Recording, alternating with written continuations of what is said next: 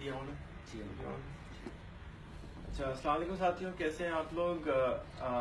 ہمارے بزرگوں میں ایک بزرگ مولانا فضل الرحمان ہیں، اور مولانا فضل الرحمان کے بارے میں جو ہمارے ینگ بچے ہیں، جو خاص طور پہ کراچی یا بڑے شہروں کے بچے ہیں، وہ زیادہ نہیں جانتے. اور میری جب بھی ان کو میں سننے کا اتفاق ہوا ہے تو مجھے تو بہت مزہ آتا ہے سننے میں، بہت انٹلیکچوئل کانورسیشن سننے کو ملتی ہے. تو آج مولانا صاحب نے ٹائم دیا ہے کہ ہم آپ کے ساتھ ان کی پرسنل لائف کو تھوڑا سا ڈسکس کریں، ان کے بارے میں جانیں ہیں کون یہ، کیسے 38 سال سے 38 سال سے یہ اپنی جماعت چلا رہے ہیں. تو اس سے پہلے جو نان پولیٹیکل مولانا صاحب تھے وہ کیسے آدمی تھے، ان کی طبیعت کیسی ہوئی، کیسے گھرانے ہوئے، اور آپ ان کو بطور انسان جاننے کی آج کوشش کیجیے گا. مولانا صاحب شکریہ بہت بہت ٹائم دینے کا. آپ تھوڑی سی اپنی کہانی بچپن کی سنائیں، کہاں پیدا ہوئے، کیسے بڑے ہوئے، ماحول تو ہمیں معلوم ہے کہ دینی تھا. میں تو 1953 میں عبد الخیل نامی گاؤں میں پیدا ہوا، ضلع ڈیرہ اسماعیل خان میں، اور میرا بچپن وہیں گزرا ہے. والد صاحب چونکہ مدرسہ قاسم العلوم ملتان کے شیخ الحدیث تھے، اور میری تربیت جو ہے میرے چچا جان نے کی، خلیفہ محمد صاحب نے کی. تو ابتدائی تعلیم قرآن کریم ناظرہ، جو ابتدائی کتابیں ہوتی ہیں وہ انہوں نے پڑھائی. پھر چھٹی جماعت میں میں نے ملتان میں داخلہ لیا، ملت ہائی اسکول میں، اور میٹرک ہونی سی. تو چھٹی سے پہلے شیطانیاں وطانیاں کرتے تھے نارمل بچوں کی طرح، یا جو بچپن میں فطرت ہوتی ہے ہر بچے کی، وہ ہمارے پاس ہماری بھی تھی جی. اور ایک دیہاتی ماحول میں میں نے تو قریب دیہاتوں کو بھی نہیں دیکھا تھا، بس اپنے ہی گاؤں اور اپنے ماحول میں ہی. اور تو کتنا بڑا گاؤں تھا؟ اس زمانے میں تو خیر چھوٹا تھا، یوں سمجھے 7-8 ہزار کی آبادی کا جی. اور اب 10-12 ہزار تک پہنچنے ہوگا. تو یہ اس ماحول میں، اور اسکول وغیرہ تھے؟ اسکول پرائمری تھا پہلے، پھر اس کے بعد بلکہ میرے ہوتے ہوئے تو پرائمری ہی تھا جی، اس سے زیادہ نہیں تھا. تو دیہاتی ماحول میں ہم وقت گزارتے تھے. ہمارے گھر میں اگر کوئی بھیڑ بکری تھی یا کوئی گائے تھی یا بھینس تھی تو ہم اس کو صبح کھول کے پہاڑ کی طرف لے جاتے تھے، اس کو چراتے تھے. پھر وہاں بھی سنت پہ عمل کرتے تو ان کے لیے گھاس وغیرہ کاٹ کے لانا، یہ سارے کام ہم نے کیے ہیں یہ بچپن میں. اور بالکل دیہاتی ماحول میں یہی ہماری زندگی تھی. صبح ہم پڑھتے تھے، پھر اس کے بعد ہم کام پہ نکلتے تھے، پھر اس کے بعد ظہر کو پھر پڑھتے تھے. یہ مشغلے رہے ہیں. پھر اسکول میں آ گیا تو 70 میں نے میٹرک کیا جی. اور پھر میں دیہاتوں میں چلا گیا پڑھنے کے لیے. تو ان دیہاتوں میں کوئی پانی تک بھی نہیں ہوتا تھا، کھارا پانی ہوتا تھا. ہم کوئی دریا سے میٹھا پانی لاتے تھے، اور بجلی بھی نہیں ہوتی تھی. تو لالٹین کے سامنے ہم رات کو پڑھتے تھے. اور کبھی غفلت ہو جاتی تھی کہ تیل ختم ہو گیا ہے اور ہم نیا لائے بھی نہیں ہے، تو پھر اندھیرا ہوتا تھا جی. تو وہ بڑی تکلیف دہ وقت ہوتا، کیونکہ صبح استاد نے سننا ہوتا تھا، اور ہم حفظ یاد کرتے تھے سبق کچھ، اور صبح پورا سبق ہم سناتے تھے.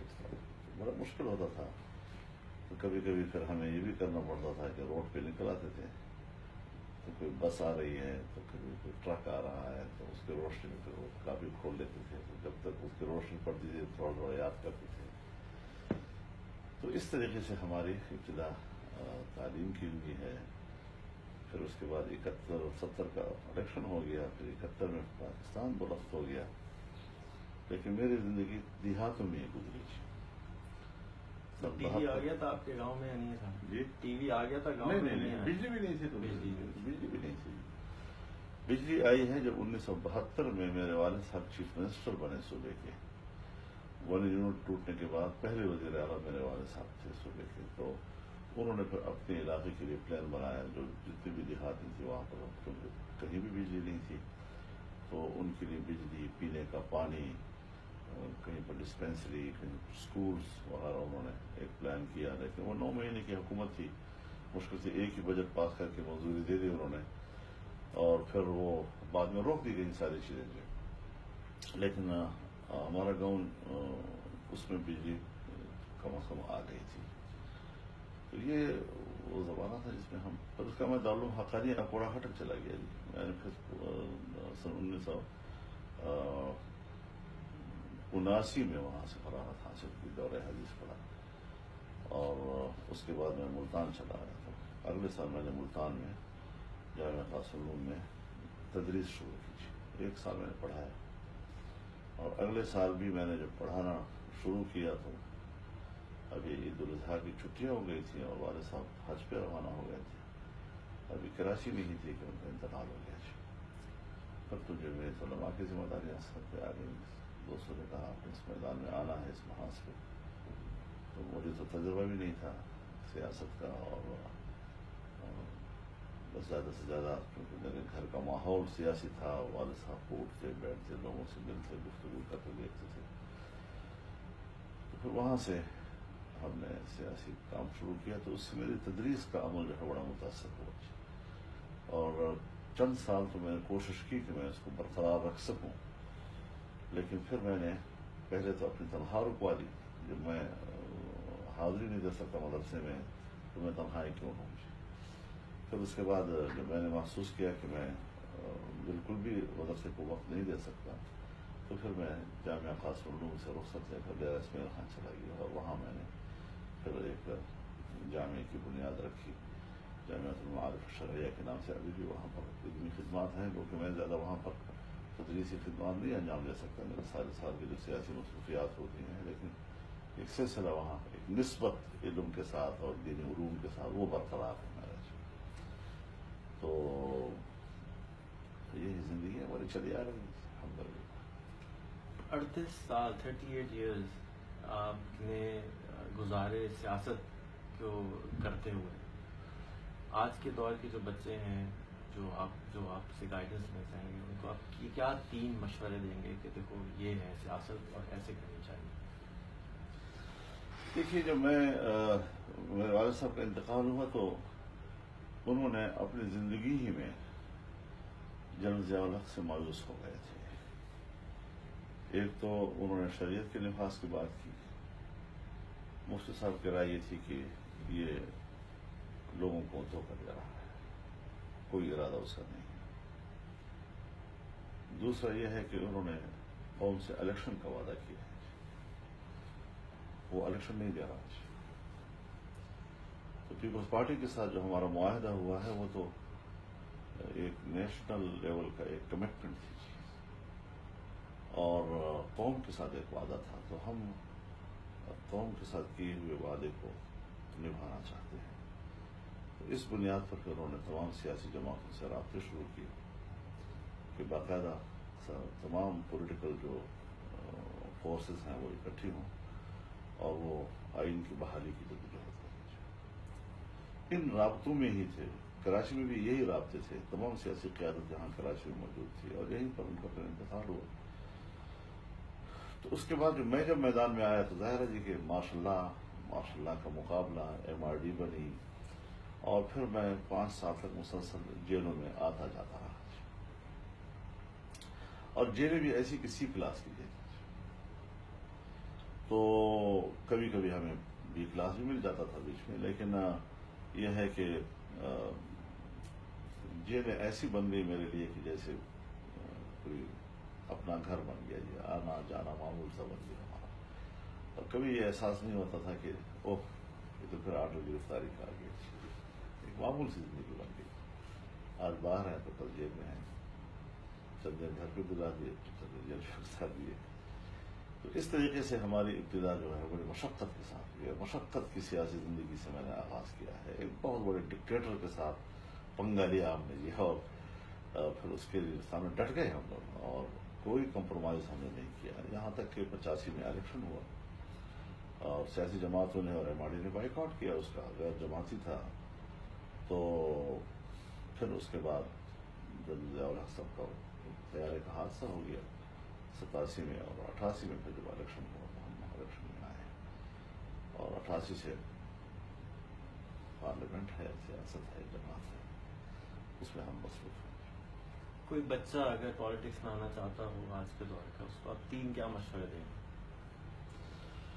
پہلی بات تو یہ ہے جی کہ سیاست میں نظریہ ہونا چاہیے، آپ سیاست کس لیے کرنا چاہتے ہیں، آپ کا ویژن کیا ہے۔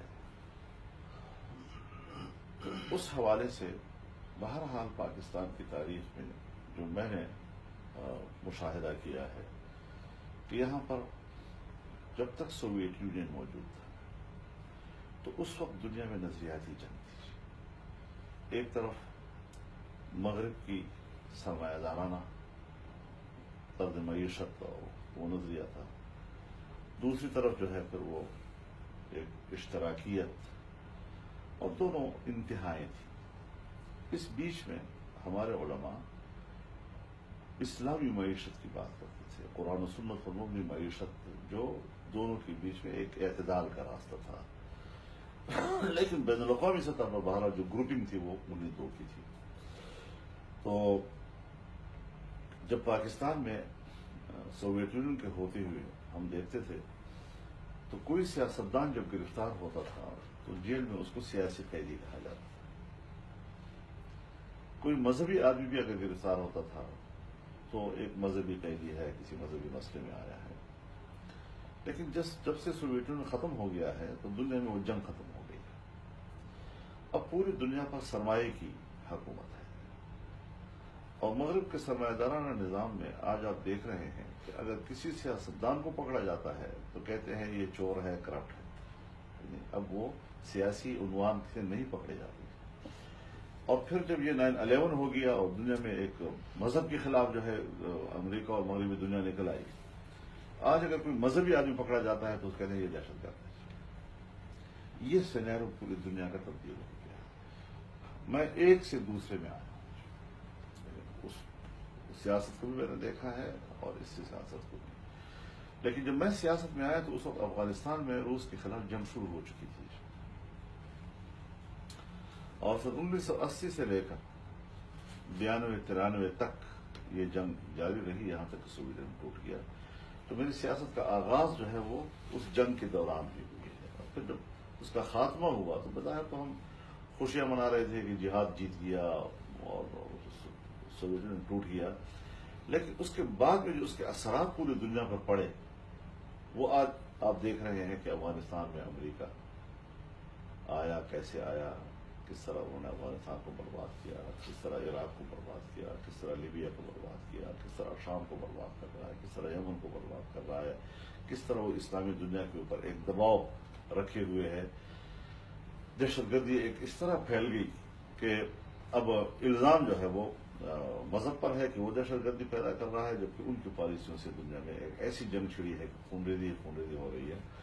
لگتا ایسا ہے کہ سوویت یونین کا خاتمہ جہاں پر ایک بہت بڑی فتح تھی دنیا کی، وہ کچھ مغربی اور امریکی سیاست کی بھی چڑھ گئی ہے۔ تو یہ کامیابیاں اور ناکامیاں جو ہے ساتھ ساتھ چلتی رہی ہیں، اور ابھی تک ہم اس پشت خون سے نکلے نہیں ہیں۔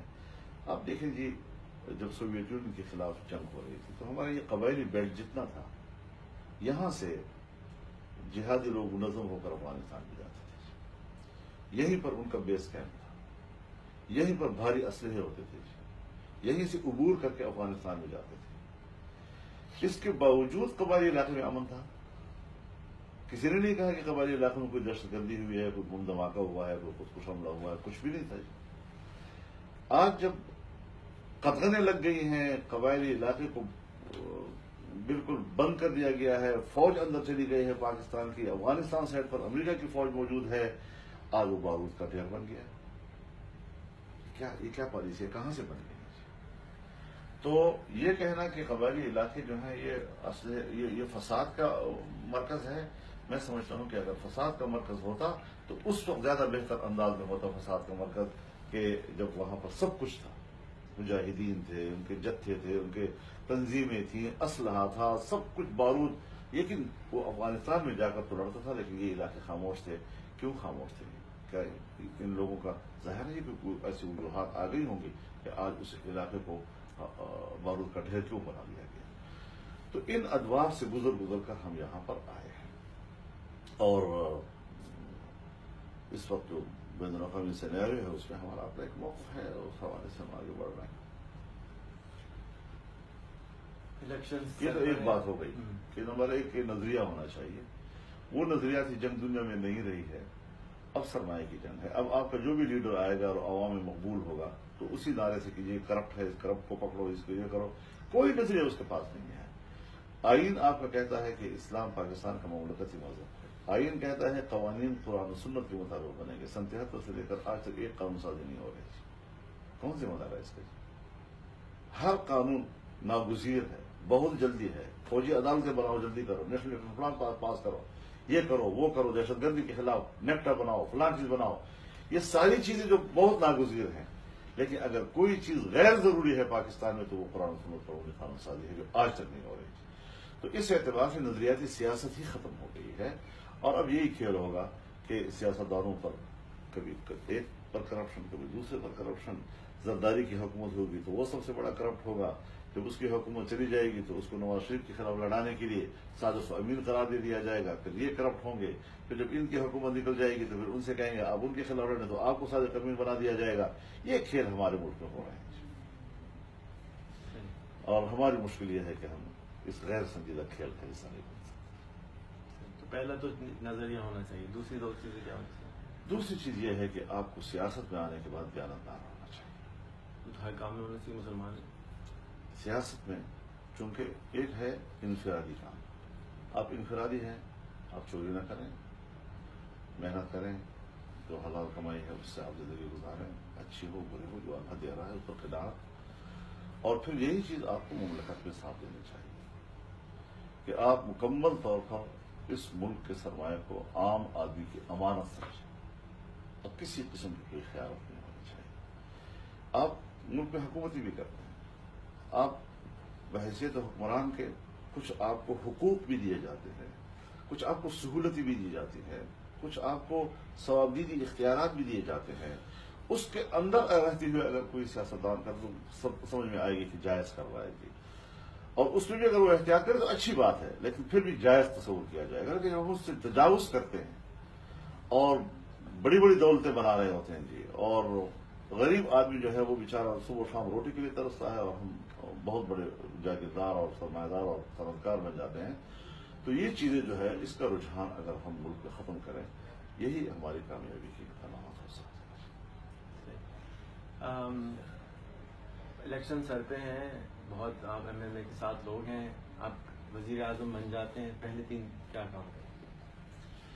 देखिए, हमारे मुल्क में पहले से ये कह देना कि मैं ये कर दूंगा और ये कर दूंगा, ये कर दूंगा, पाकिस्तान के अंदर इस वक्त जो एस्टेब्लिशमेंट है और जिस तरह निजाम पर उसका गिरफ्त है, ये फिर नारे और दावे ही रह जाते हैं, और फिर उसके बाद बड़ा मुश्किल होता है। बुनियादी बात यह है कि आप अपनी हिकमत और तदबीर की बुनियाद पर जो हुकूमती इदारे हैं उसको जब आप अपने साथ मिलाते हैं, क्योंकि हुकूमत पार्टी नहीं करती अकेली, हुकूमत आपके तमाम इदारे मिलकर पार्टी के साथ आपकी तरजीहात को जरूर कबूल करेगी, तो वो सब मिलकर जब एक आइडिया तय करते हैं कि हमने इस तरीके से आगे बढ़ना है, तो जाहिर है मैं समझता हूं कि हमारे सामने 2 चीजें होनी चाहिए। नंबर 1, आम आदमी को अमन मुहैया करना, उसकी जान, माल और इज्जत और आबरू को तहफ़्फ़ुज़ देना, और कवानीन की ऐसी हिकमत के साथ इस्तेमाल करना कि कम से कम आपके शहरी जो है वो अपने आप को महफूज तस्वुर करना चाहिए। और जाहिर है जी कि वो उसी सूरत में होगा जब आप लोगों को इंसाफ दे सकेंगे। दूसरी चीज है खुशहाल मईशत। अगर हम अपनी पॉलिसियां ठीक कर लें, अपने मुल्क की वसाइल पर हम एतमाद कर लें, उसी पे हम इन्हिसार कर लें, तो फिर उनको इस्तेमाल में लाकर या हम खुद कफील हो जाएंगे, और अगर खुद कफील नहीं भी होंगे तो कम से कम बाहर की इमदाद पर हमारा دار و مدار ہوگا کم از کم دیجیے. اس وقت ہمارا 80% سے زیادہ باہر کے قرضوں، IMF کے شرائط، مغربی دنیا کی پالیسیاں اس پر دار و مدار ہے، اور ہم ملکی وسائل استعمال نہیں کر رہے ہیں.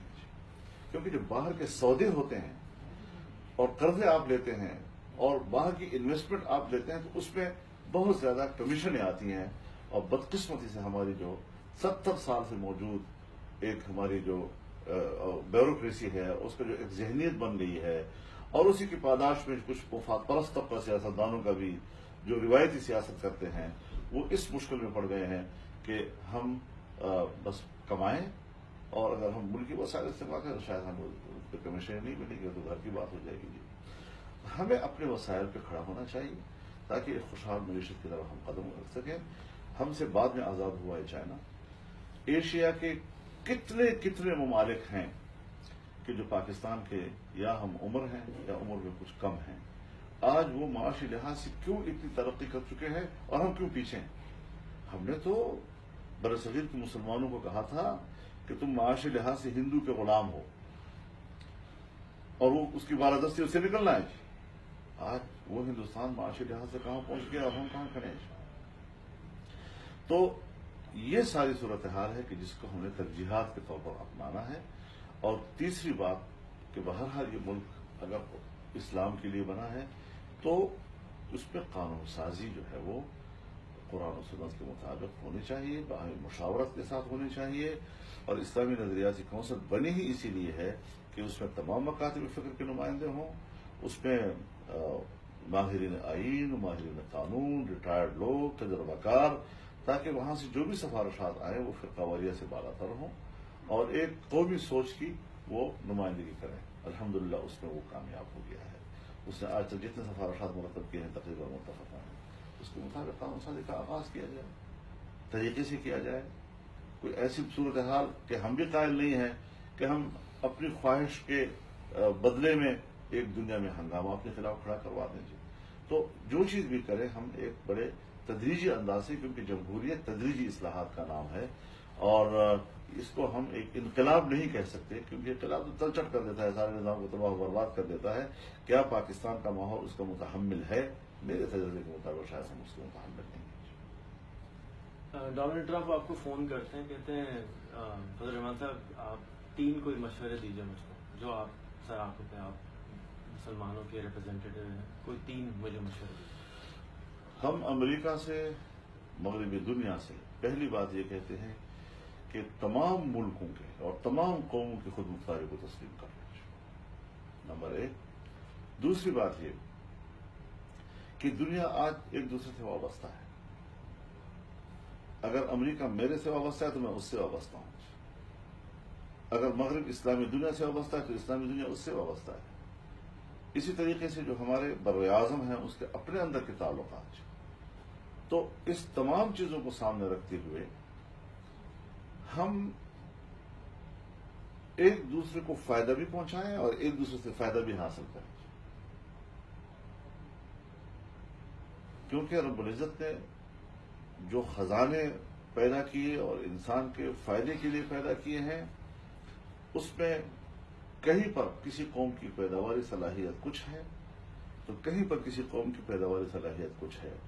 یہ دونوں جب آپس میں ایک دوسرے سے تعاون کریں گے تو اس صورتحال میں انسانیت ایک دوسرے پہ اعتماد کر سکے گی. اور اگر یہ ہو کہ اسلامی دنیا کا تیل، اسلامی دنیا کے معدنیات، اسلامی دنیا کا کوئلہ، اسلامی دنیا کے سونا چاندی، اس کے ذخائر، وہ اس قوم کی اپنی قوم کا تو اس پہ حق نہ ہو، لیکن جب مغربی دنیا کو ضرورت پڑی تو پھر وہ سارے اس پہ قبضہ کر کے ہمارے وسائل کو اپنے مفادات کے لیے استعمال کریں.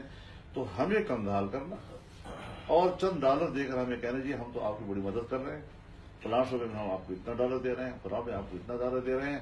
بابا میں اسی سے تو نجات حاصل کرنا چاہتا ہوں، وہ دن میں تو آئے کہ میں آپ کی ڈالروں کے بغیر زندگی گزار سکوں. تو ہم پاکستان کو ایک ایسا ملک بنانا چاہتے ہیں کہ جس میں ہم بیرونی جو خیراتیں ہیں ان خیراتوں کے اوپر ہمارا انحصار نہ ہو، اور کم از کم اس کو کر دیا جائے پھر برابری کی بنیاد پر. تو ہم امریکہ کو بڑا ملک مانتے ہیں، ایک سپر پاور مانتے ہیں، ہم مغربی دنیا کو اپنے سے زیادہ طاقتور تسلیم کرتے ہیں، مادی لحاظ سے وہ طاقتور ہیں، ان کے وسائل زیادہ ہیں، لیکن کیا اس کا یہ معنی ہے کہ پھر وہ غریب دنیا کو نوچتے رہیں، ان کو بھوکا مارتے رہیں، اور پھر جب ہمیں چند ڈالر وہ دیتے ہیں بیچتے ہیں تو اس کو خیرات سمجھ کر ہم کہیں کہ بس ٹھیک ہو رہا ہے جی۔ تو اس اعتبار سے قوموں کے خود مختاری کو تسلیم کرنے کے بعد ان کے وسائل پر ان کو مالک بنانا چاہیے اور ان کی ترقی کے لیے ان کو راستے دینے چاہیے، لیکن اس کے ساتھ ساتھ یہ بھی ہے کہ سیاسی مداخلت بھی نہیں ہونی چاہیے۔ آج امریکہ جو ہے وہ پاکستان کے لیے وزیر اعظم کا نام بھی طے کرتا ہے کہ اگلا وزیر اعظم آپ کو فلانا ہوگا جی۔ ایسی مخلوق آ جاتی ہے کہ کبھی قوم نے اس کا نام سنا تک نہیں ہوتا جی۔ ملک قریشی بھی ہمارا ملک کا وزیر اعظم بن جاتا ہے، اور جس دن وہ عہدے سے اترتا ہے پھر پاکستان کو دیکھا بھی نہیں، نہ اس سے پہلے پاکستان کو دیکھا نہ بعد میں، اور وزیر اعظم بھی رہا۔ شوکت عزیز نے اس سے پہلے بھی پاکستان کو نہیں دیکھا، اس کے بعد بھی پاکستان میں نہیں آیا، اور پاکستان کا وزیر اعظم ہو کر چلا گیا، اور ایک ووٹ بھی پاکستان میں اپنا استعمال کرنے کی گوارا نہیں کیا انہوں نے۔ اب اس قسم کے لوگ جو بیرونی ایجنڈے پہ کام کرتے ہیں اور یہاں آ کر ہمارے لیے بڑے خرخواہ بن جاتے ہیں، یہ چیزیں بھی ہمیں ان کو ختم کرنا چاہیے، اور بیرونی جو سپورٹ ایسی قوتوں کو حاصل ہوتا ہے، میرے خیال میں وہ حیث قوم پہ اعتماد کریں اور قوم پر اپنی مرضی کے لوگوں کو مسلط کرنے کا رویہ تھا۔ تیسرا مشورہ رہے گا، تیسرا ان کو کیا مشورہ دیں گے؟ تیسرا یہی ہے کہ وہ اپنے عوام کی خوشحالی کے لیے کریں۔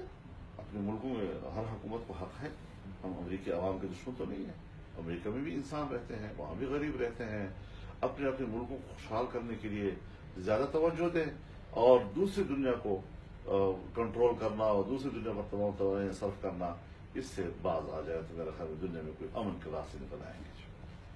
ایک آپ کشمیر کمیٹی کے لیے صدر ہیں، مودی صاحب فون کرتے ہیں، بولتے ہیں بھائی 3 کام بتاؤ میں کرنے کو تیار ہوں، کیا مانگیں گے آپ؟ دیکھیے، انڈیا کے ساتھ ہمارا معاملہ بالکل مختلف ہے، اور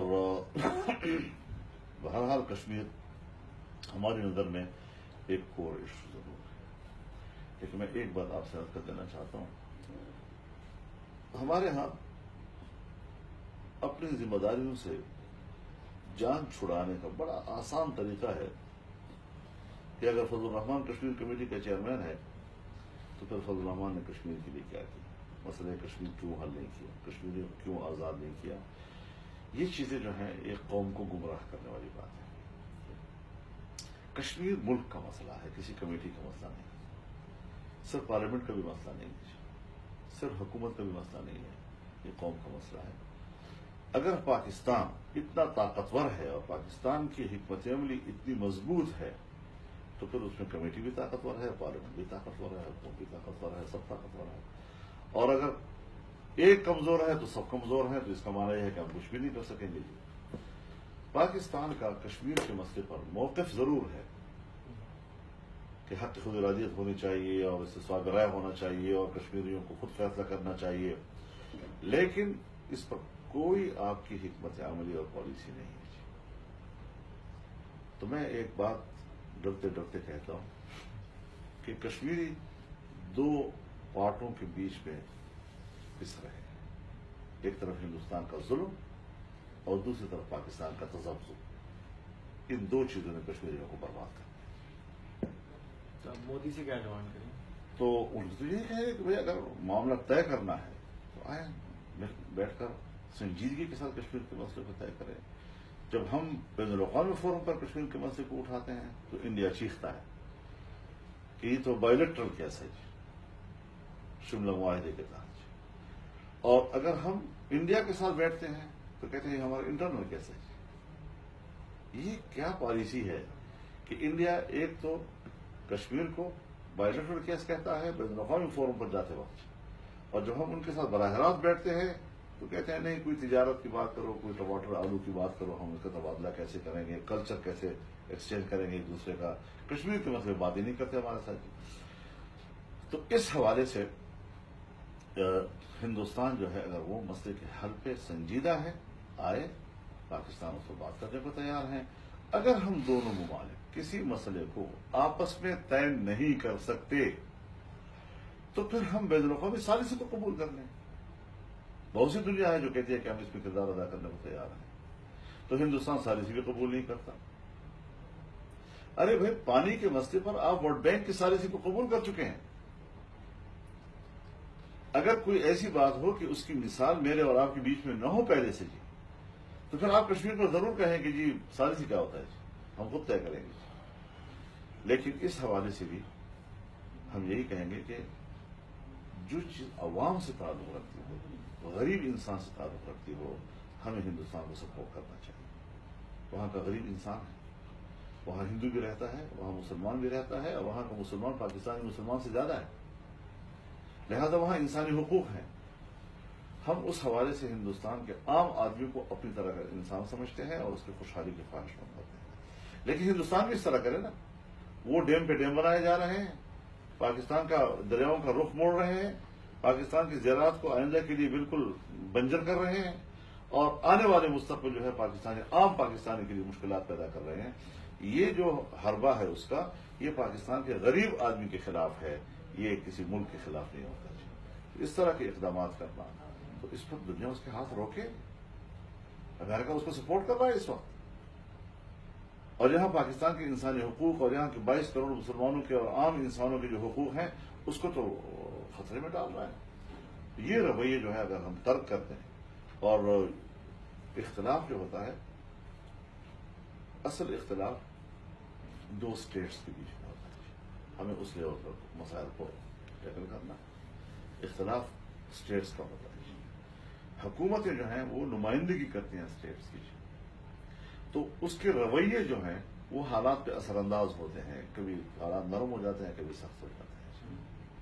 اور پیپل ٹو پیپل جو ہمارے رابطے ہوتے ہیں وہ ماحول پیدا کرتے ہیں. تو جب عوام آپس میں رابطے میں رہتے ہیں تو وہ مفاہمت کے لیے ایک ماحول تیار کر سکتے ہیں، وہ کہ ان کا آپس میں کوئی جھگڑا نہیں ہوتا، اسٹیٹ کا جھگڑا ہوتا ہے. اور عوام جو ہے اپنے اسٹیٹ کے ساتھ ہوگا، دوسرا اپنے اسٹیٹ کے ساتھ ہوگا. لیکن یہ ہے کہ ان کے بیچ میں باہمی رابطے جو ہیں وہ علاقے میں ایک اخوت کا ایک فضا بناتے ہیں. تو اس حوالے سے ہمیں ہر چیز کو الگ الگ سوچنا چاہیے. اسٹیٹ ٹو اسٹیٹ معاملات اپنی جگہ پر، حکومت ٹو حکومت جو ہے معاملات اپنی جگہ پر، اور عوام کے جو پیپل ٹو پیپل کانٹیکٹ ہے وہ اپنی جگہ پر. تو تب جا کر ہم ایک پرامن ماحول جو ہے خطے میں بنا سکتے ہیں. اور یہی مودی صاحب کو بھی کرنا چاہیے. تو ہمیں دھمکیاں دے رہا ہے روزانہ. ٹائم خلیل ہے، آخری سوال اور ریکویسٹ کہ آپ کا پیغام پاکستان کے لوگوں کے نام کہ آپ کو الیکشن میں ووٹ کیوں دیں. دیکھیے، ہم پاکستانیوں کو، اپنی قوم کو یہ ضرور پیغام دینا چاہتے ہیں کہ یہ ملک بنا کس لیے تھا. آپ کے اور ہمارے آباء و اجداد نے اس ملک کے لیے قربانیاں کس بنیاد پر دی تھی. اگر ملک بنا ہے اور 70 سال سے جتنا ہم سفر کر رہے ہیں اتنا ہی منزل دور ہوتی چلی جا رہی ہے، تو اس منزل کو قریب تر لانے کے لیے اس نظریے کے ساتھ کمیٹڈ لوگ کون ہیں. ظاہر ہے کہ اس نظریے کے ساتھ کمٹمنٹ جو ہے وہ اس وقت مذہبی جماعتوں کی ہے، متحدہ مجلس عمل کی ہے، کہ وہ پاکستان کو سوچتے ہیں، پاکستان کی اسلامی حیثیت کو سوچتے ہیں، اقلیتوں کے حقوق کا سوچتے ہیں، خواتین کے حقوق کا سوچتے ہیں، اور ملک میں امن و امان اور اس کی معاشی ترقی کا سوچتے ہیں.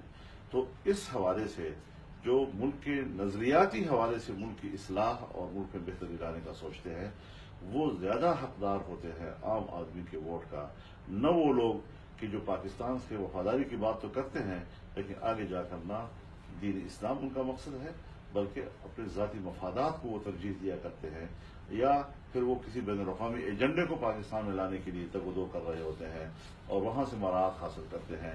ایسی مخلوق کو ہمیں شکست دینی چاہیے، اور خالص جو پاکستانی نظریے اور اسلام کے لیے اور ملک میں امن و امان اور معاشی خوشحالی کا سوچتے ہیں، ان کو ہمیں فوکس کرنا چاہیے اور ان کو ہمیں سپورٹ کرنا چاہیے.